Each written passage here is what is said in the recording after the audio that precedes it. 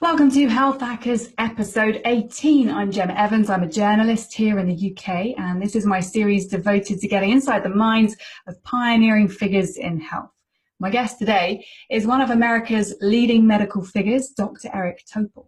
He's an eminent cardiologist, geneticist, and digital medicine researcher who's authored 2 best-selling books about the future of medicine, with another one on the way.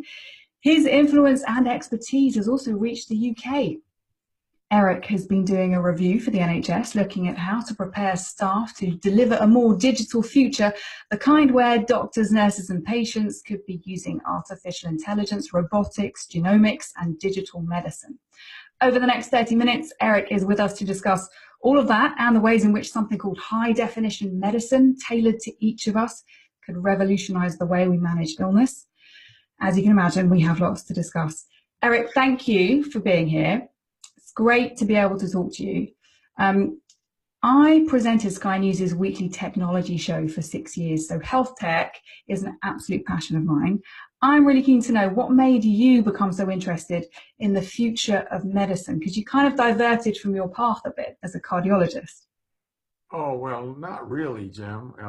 It's been kind of a work in progress for decades. Back in college, I was studying genetics, and that was kind of a way to understand human beings. And then over the years, just added more ways that as we progressed with things like sensors and smartphones and our digital infrastructure. So it was a natural thing.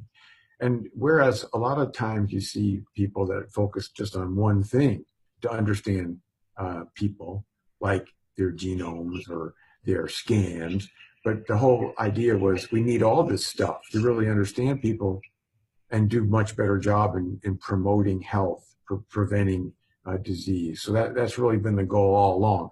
And the cardiology has been a fun area because it's been one that's been particularly with great momentum over the years. But all areas of medicine need improvement. We still have lots of errors and inefficiency and waste, and we also miss a lot of the care in healthcare, the human side. So we got a long ways to go to get it where it ought to be. And your expertise now is really growing with specifically health technology, isn't it? So how long have you been specializing in this digital health area? Well, it got into high gear back 12 years ago when I came to Scripps. And here at Scripps Research, we're centered in the wireless capital of the world, San Diego. And so there's hundreds of wireless companies. One of the largest one in the world, Qualcomm, is here. So it was just ideal. It's like being in a candy shop because there's so much great technology right here. And now, of course, it's moving to 5G and all these wireless medical. The very first internet dedicated medical company was here. So it was a high time, just a very fortuitous that, be at a great research institute in a hub for digital technology. How do you fit it all in? Because you've published your books, you're doing this research, you're still seeing patients, because I've seen you complain on Twitter that you spend a lot of your time de-prescribing and having patients avoid procedures and tests that are being ordered unnecessarily. So how do you fit everything in? Well, I need a lot of stimulation. I get bored very easily. So this is how I thrive, with all kinds of things to do and people to work with. I just feel very lucky, and I wouldn't do well if I didn't have all these things to keep my mind going. It's always looking for more ideas and things to fix while we have the opportunity to do that. So let's talk about high definition medicine. Now, the first time I'd heard that term was when I was reading up on you, and this is something that you are big on. So is it the same as individualized medicine? Talk us through, in a kind of guide for dummies way, what high definition medicine means. Well, it really is just that we can understand each human being at our unprecedented level. So, in the way we used to practice and still do largely is we treat everybody the same. And so the terms personalized and precision, individualized, these are all terms that have come about because we know better than that. we shouldn't just do screening on all people for a condition, because that's really stupid and wasteful, and it induces lots of false positives and harm. So that's just one example, but it's also the way we prescribe medicines, the way we make diagnoses. Everything in medicine has been very much a lack of any bespoke, tailored approach. Now, the reason why I prefer individualized is because it has a double entendre. One is that we learn everything possible about the individual. And the second is that we empower the individual who has the most vested interest in their care, or should be, to drive their care more, to have much more influence. So that's why I like that term, even though we are very much involved with this precision medicine initiative in the US. And then high definition is referring to all the different means, every layer of ways to define a human being. So not just our demographics and our background, our environment, but also every layer of biology, DNA, RNA, proteins, metabolites, our microbiome. Then the physiology through sensors, which we can do with wearable sensors, almost any part of the body now. And then, of course, you've got anatomy through scans. So if we could do all these things as needed throughout one's lifetime and use all that data to define a human being's medical essence, I believe we can do a much better job in keeping people healthy in the years ahead. And that's really our main aspiration. When I think about some of the most burdensome costs on healthcare right now, so like obesity, diabetes, smoking, how can high definition medicine help tackle those problems? Yeah, well, I think we don't understand for each person why they got that problem. So it turns out, some people's obesity is related to genetic issues, that they have genome alterations, and there may be specific pathways, metabolic pathways. Other people, it could be their gut microbiome. And in the future, we'll have ways to manipulate microbiome. It isn't all just that people eat too much. That's not this. And so that's just for overweight and obesity. But for each thing, you name the condition. Like diabetes, it's probably 20 different conditions that are actually explain diabetes. And eventually, we're going to be able to drill down and come up with much better ways. So diabetes is a mess today. For type 2 diabetes, the common form, there's 15 classes of drugs, and nobody knows how to use them. And many of these classes are very expensive. And so there's no method to the madness.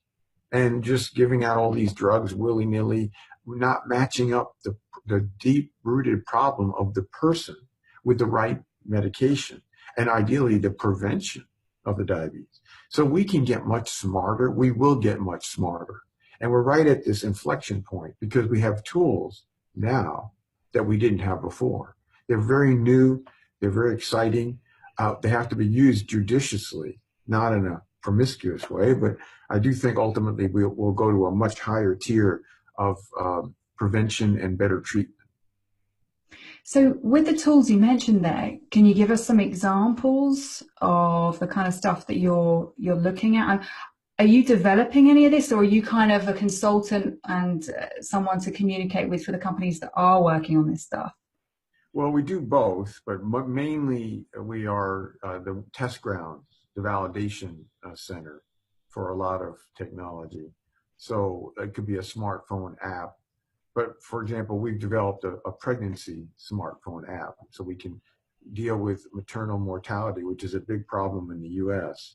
And on the other hand, we've done genomic apps that we've developed here to give people their heart disease risk score to know whether they should take a statin or not. So the statins are like in the water supply. We don't need to do that. We need to use them in the right people who are at risk and who will benefit. So those are things we developed, but then we also test lots of different things like blood pressure sensors, a watch, or different ways to monitor blood pressure continuously. and glucose and all these other sensors, cardiogram, heart rhythm, sleep. So we tried to figure out, are these sensors or genetics or scans, how are they going to work in the real world in scale? How are they going to make medicine more efficient and more cost effective and better outcomes for people? Those are the sorts of things that we do a lot of. Would a lot of the apps or devices be preventative? Because I know you mentioned prevention there. Would some of them be like ways of detecting a cancer cell before you get any kind of symptom? Is there anything like that in the pipeline? It's being looked at. We're looking at it too, which is now we could find circulating tumor DNA in a tube of blood before anyone would know they had cancer, before it was on a scan. And we've seen that, in fact, in some healthy women who are pregnant, where they were having their so-called NIPT, the non-invasive prenatal test, to see about their fetus, their baby that they're incubating. And then they find out, oh my gosh, they have tumor DNA also in their plasma. And so we have seen several women, rare, but healthy people where cancer was diagnosed completely unsuspected. And so there is a chance in the future that we'll, by monitoring people, let's say who are at high risk once a year or every 6 months with a tube of blood, we'll be able to pick up cancer well before it grew, well before it could possibly have spread. So that's in the pipeline. It's not a reality yet, but we have some ideas from data, limited, rare patients, people. So one of the problems, though, Jim, is what if we start doing these tests and we find out that if you do it again a few months later, the person is basically able to conquer the cancer, the tumor DNA, that it no longer appears. So we may learn that people's housekeeping ability in their body to squash cancer is also a part of the story that we don't know enough about just yet. That's fascinating. And then you'll want to look at what is it about their lifestyle, perhaps, that's squashed that cancer by a few weeks' time, and then hook onto that. What about robotics? Where can you see this becoming an advantage in healthcare and wellness in the future? Well, to me, robotics is really just artificial intelligence with hardware. So I think it has tremendous opportunities going forward. And I think that I kind of look at it all in one AI world. And to me, that's the most exciting future of medicine, because what we're seeing now is this seismic data generation, people generating more of their own data at multiple layers of data. And then up till recently, we didn't have a way to process it. We didn't have a way to make understand it and extract the juice, the distillate. Now we do. So now with deep learning, whether it's through just the software or whether it's with a robot there, a chat bot, whatever, we are moving in a world that is going to rely on algorithms more than ever before to make things work. That is, to deal with massive data sets, the likes of which we've never really had to deal with before. Do you think that the entire journey, if you like, of getting ill is going to change soon? So like because of the technology influence. So from the moment you start feeling sick at home, there could be a diagnostic tool on our smartphone, for example, and then we could call up a doctor on Skype or something better. Can you see that kind of process getting easier and more streamlined, and obviously cheaper as well, less of a cost on the healthcare service? Right. No, definitely. I mean, telemedicine, whether it's through Skype or other video, is going to become increasingly popular, and it decreases expense in many ways because it doesn't rely on buildings and resources and all sorts of other expenses. It's part of the story, though. Today is just a video chat. but tomorrow it'll be a data exchange platform. So if you have a skin rash, you could take a picture, you have an algorithmic cloud interpretation, and you'd be talking to your doctor through a quick consult, through a video link as to what do I do with this data, this result. Or it could be a lab test, and in the years ahead, you'll be doing your own lab test through your smartphone for routine blood tests. So a lot of the data exchange will become a part of the person who's willing to generate their data, get the answer even before talking to their doctor, and now what do I do, getting guidance. So that's going to make the whole thing more streamlined, the workflow story. Should make it also less expensive. And what I'm trying to push for really hard is to get back the time, the gift of time, so that when patients and doctors, clinicians come together, that they'll actually have a lot more valued time to communicate, to bond, to trust, the presence, all these good features that we don't have enough of today.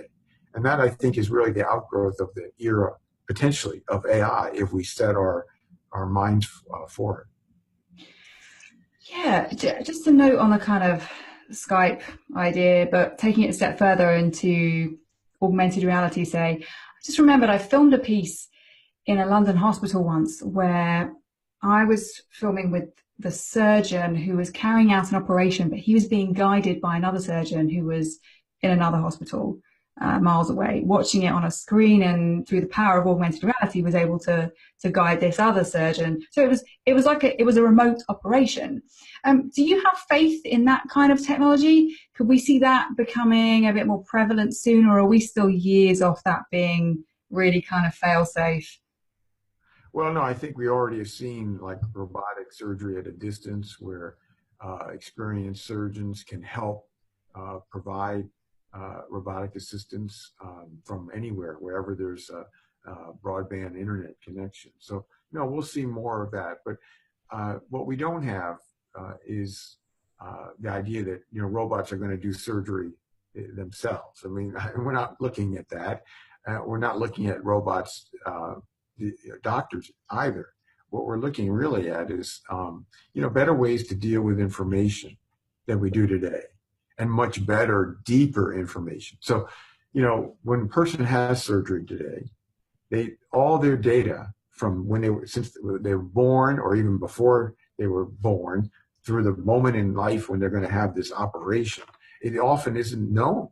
And much more we should know about each person before we do an operation, and also after the procedure.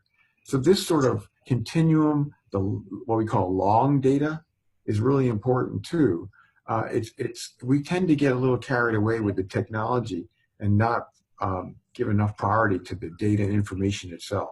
And that information would be stuff going back from the person's birth that had been tracked on a smartphone, his genomic type, his microbiome state before he went into the operation, just everything, all this data that could potentially be useful for the people doing the operation. Exactly. And we haven't been doing that. And, for example, just last week, there was this report about IVF babies having blood vessel issues and high blood pressure. Well, that's a little surprise, because we've had IVF babies for 40 years now. We have millions of babies born from in vitro fertilization, but we never really studied this carefully because we didn't go back in time when people were getting older as to were they one of the 3% who were born through IVF, or one of they, born through natural means. So we have a lot to learn because we don't focus on this long view of each person. And so talk to me a little bit about the review you're doing for the NHS. So Sure. That's been a lot of fun. I've gotten to meet and work with a phenomenal group of people spanning every discipline you can imagine in the UK. So we have, of course, many physicians and scientists, engineers, economists, nurses, ethicists, roboticists. I mean, just an amazing cadre of people who are very enthusiastic about taking the NHS to new heights. and incorporating these tools. So I'm just basically like a coach, and I'm trying to give some input, guidance, and bounce off ideas. And we have very frequent calls almost every week, no less emails seemingly every day, multiple, between members or the whole group. And so it's been it's actually been an immersion. It's been consumptive. I've learned a lot about the NHS and about the whole healthcare system in the UK from this. So it's been great. I've thoroughly enjoyed it, even though it's taken over my life. Well, it sounds like it. I wanted to ask you actually, so you must have had to, like you said, familiarize yourself with the way our healthcare system works here in the UK. It's very different to the paid for healthcare plans in the US. I'm really keen to know what your opinion is of the way our NHS works. Does it seem crazy to you that every citizen gets free medical treatment at the point of use because it's so different in the States? I love that, actually. It's one of the reasons why I'm so engaged, because I think it's dreadful that we don't have that in the U.S. It's actually, it's just unexplainable. Dreadful is too nice a word to use. Now, what I learned about the NHS is that in the UK, the people have the highest regard for it. That is even above the royal family and the BBC. I mean, it's pretty amazing. You know what the regard is for healthcare in the US? It's like the lowest level possible. So it's a different perspective. What I also love about the experience is that you can make a change. You know, if there's a will to make things better, and because everyone is in this together, everyone being treated equally, this is the way to do it. And I actually would say the NHS is leading the world in planning all these incorporation of these new technologies. No other country.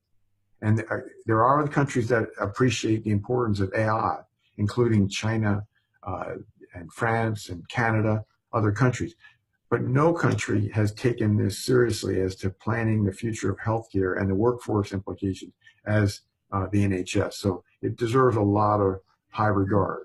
That is high praise, because, you know, in this country, we're used to hearing a lot of bad news about the NHS and it being overstretched and underfunded. And like you said, we have huge respect for the people who work on the NHS, emergency services, doctors and nurses. When you've put your review together, will it be recommending things to the people in the NHS workforce? Will it be giving recommendations about how they can implement new technology, or is it more about guiding them in how to deliver this technology? Well, it's both, really. There'll be recommendations that are cutting across those areas. I think the whole idea is we have an opportunity to make some pretty big jumps. You know, we have like a top 10 technologies is one area. Education and training. You may know this, Jim, but the UK leads the world in genomics.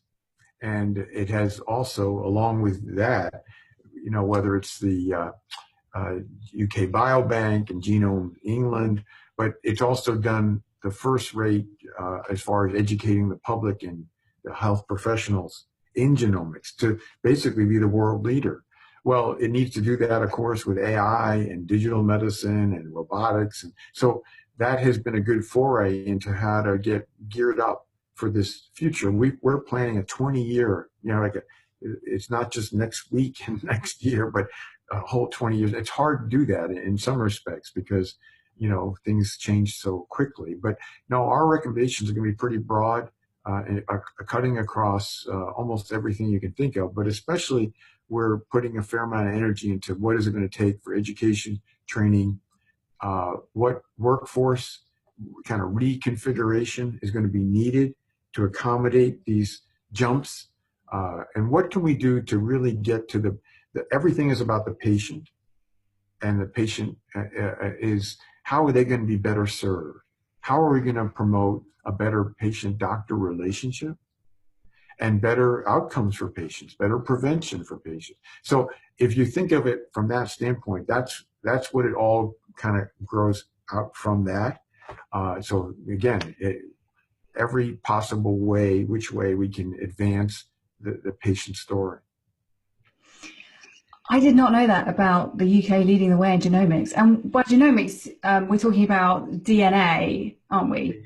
Sequencing, yes. So you How sequence more than anywhere, any more people than anywhere in the world, and you've had more publications than anyone in the world.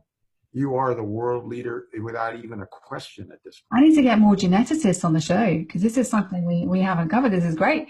How many years, roughly, do you think it will be until we see the implementation of using big data and using AI in all the hospitals across the country? Well, in the kind of ways that we've discussed. If the will is maintained, and I think it's there because I'm in touch with the group, it could happen, pretty readily. It won't happen in every different condition and every person right away. So, for example, we talked about diabetes a few minutes ago, and it's going to change whereby you can take a picture of the food you're going to eat with your phone. It will exactly process, how many carbohydrates, protein, fat, content, and you'll have your glucose continuously. You'll have your microbiome assessed. You'll have a virtual coach, and whether it be your Alexa or your smartphone or your avatar or whatever, will talk to you to manage your condition, and ideally in the future even prevent the need for taking medications for this. So you're going to see that pretty quickly. And that's just one common condition. And it represents so many others like heart disease, heart arrhythmias, heart failure. We're going to be able to eventually prevent the acute disease, things like seizures, asthma attacks, heart attacks, strokes, because of virtual coaching. And so it won't be for everyone, because some people say, I don't want to be coached. I want to just rely on the doctors. But we need to have each person, if they're willing, take a more active role. That gets you back to that high definition, individualized medicine, so that each person we rally to get them to be part of the solution. Yeah, everybody's got to be a bit proactive.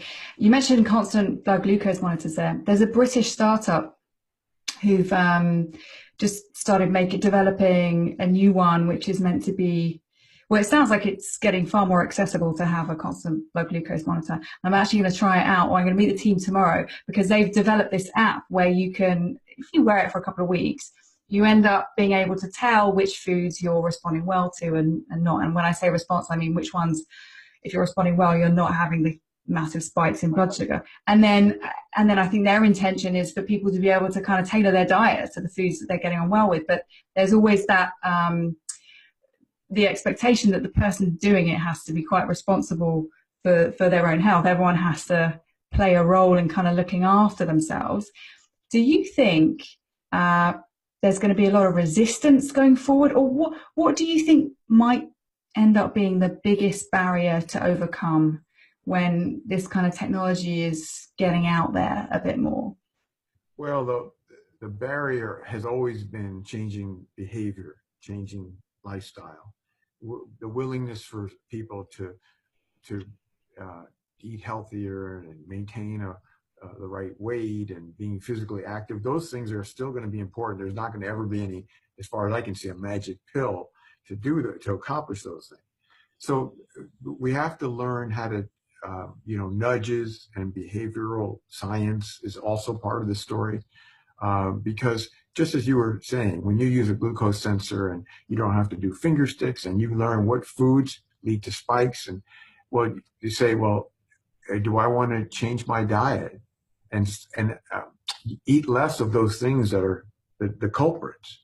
And some people say, first of all, I didn't want to know, or they'll say, I'm not changing anything. I mean, so we have to get people who are, more willing to be, make these changes. And it isn't going to work with this kind of paternalistic medicine, whereas, you have to do this. You have to get to people subconsciously. We've learned a lot about behavioral science, and maybe, get managed competitions and getting into people's heads more than we've been able to do in the past. But that's still the number one challenge going forward, is to maintain health. It still is going to be part of the person's willingness to be looking after themselves. Well, all of my Health Hackers listeners are very health conscious, so they're going to be the army going forwards, fighting for this. Eric, it's been fascinating talking to you. I'm excited to find out what happens when your report is published next year. Is that right? It should be out early next year. Yeah, it's been fun. Yeah, well, I think the way your work is set to revolutionize our NHS sounds tremendous. And where can people find you on social media? What's your Twitter handle? I'm just at Eric Topol at Twitter, and I try to share everything that I think is worth sharing. So it's oftentimes a lot because I read a lot every day. But yeah, and I think it's a great way to keep up for me, and hopefully I reciprocate. And your next book, when can we expect it? That's also early in the new year. It's called Deep Medicine, and that'll be a deep dive into AI and health going forward. It's going to be a good 2019 for you, isn't it? You're going to be busy. Busy, right. Eric, it's been fantastic. Listeners and viewers, if you like this episode of Health Hackers, I would love it if you left me a nice review on iTunes or SoundCloud. And you can follow every episode at healthhackers.uk or on my socials, which is Twitter at Gemma Evans, Instagram at HealthHackerGemma, and Facebook at Gemma Evans Broadcaster. Until next time on Health Hackers, bye-bye. Great to talk to you, Gemma.